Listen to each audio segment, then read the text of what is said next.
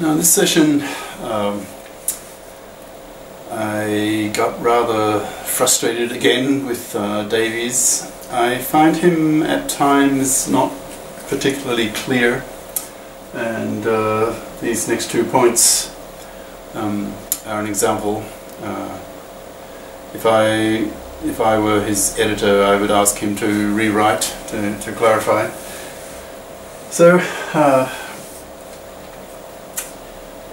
from the previous session came across the idea that conservation of energy in quantum mechanics is not strict.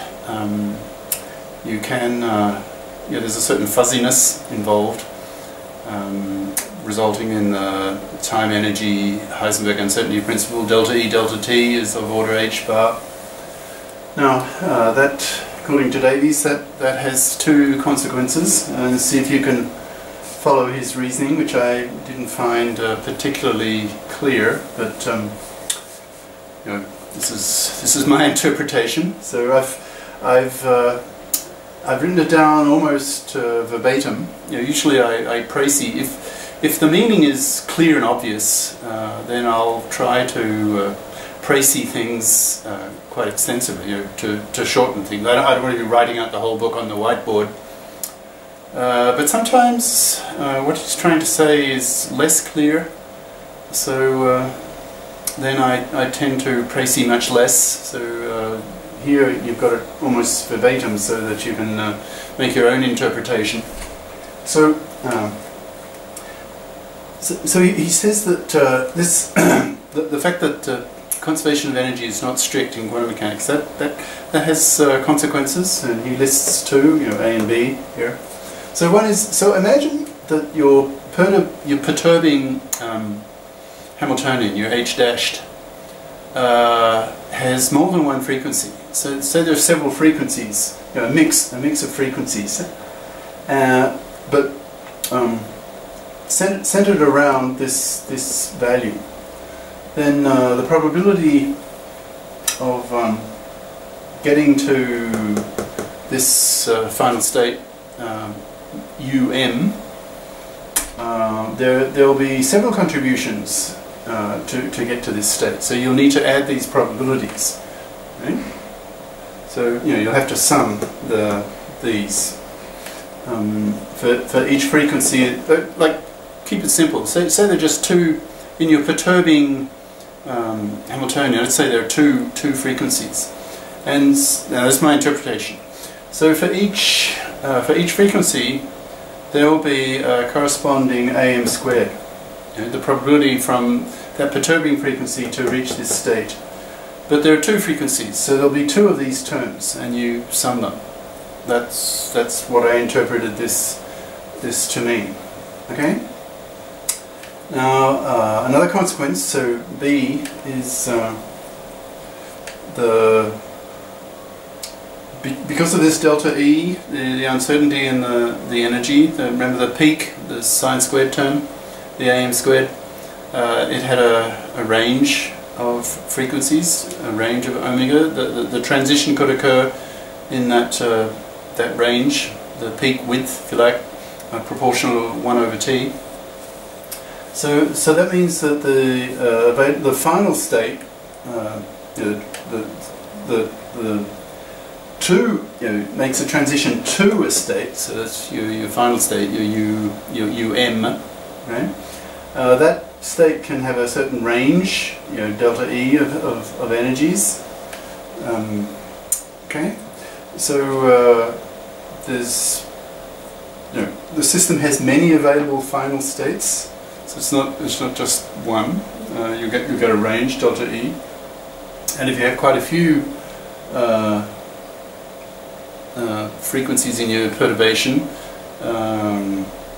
this delta E there'd be quite a few of them. So there's like a whole range of possible final state energies. That's how I interpreted B. But if you look at it yourself, see what you make of it. I didn't find this terribly clear on the part of Davies. All right.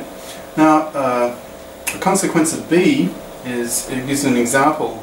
Like if due to your time energy uncertainty principle, delta E, delta T, if your T is quite short, your delta E could be quite large, okay? Because delta E, delta T is a constant, Planck's constant. So you could have something like a perturbation of an electron in an atom, say in a metal, and you get the photoelectric effect. So these, if delta E could be quite large, you get a change in the energy enough for the electron to an energy level greater than the ionization energy. That's the energy needed to ionize an atom, like to remove an electron from the atom, and hence you get the photoelectric effect. The electron gets shot out of the metal. Right? So that photoelectric effect being an example of this kind of thing, where your delta E could be quite large. Right? So in other words, the final state of the electron, when it's given this delta E, there might be a whole continuum of energy levels. Right? Okay, swap around.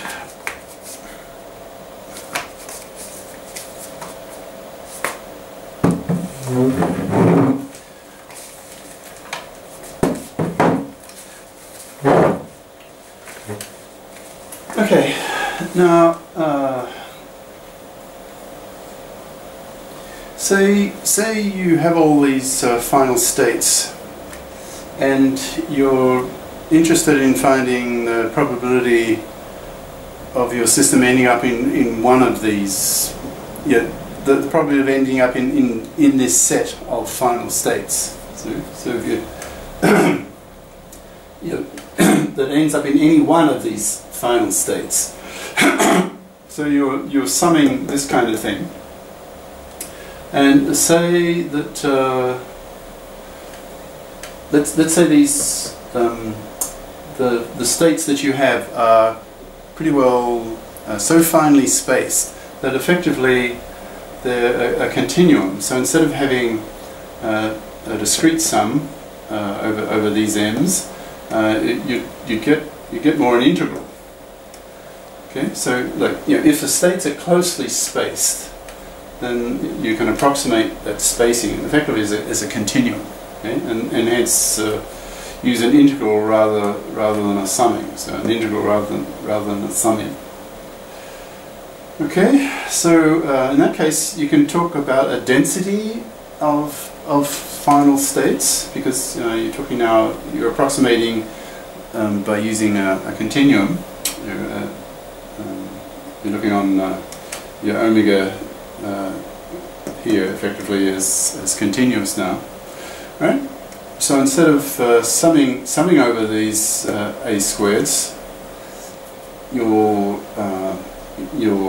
now integrating, and this then is your a density function. So you can define that density function. So it's a number of states per unit frequency range, frequency interval, and here's your angular frequency.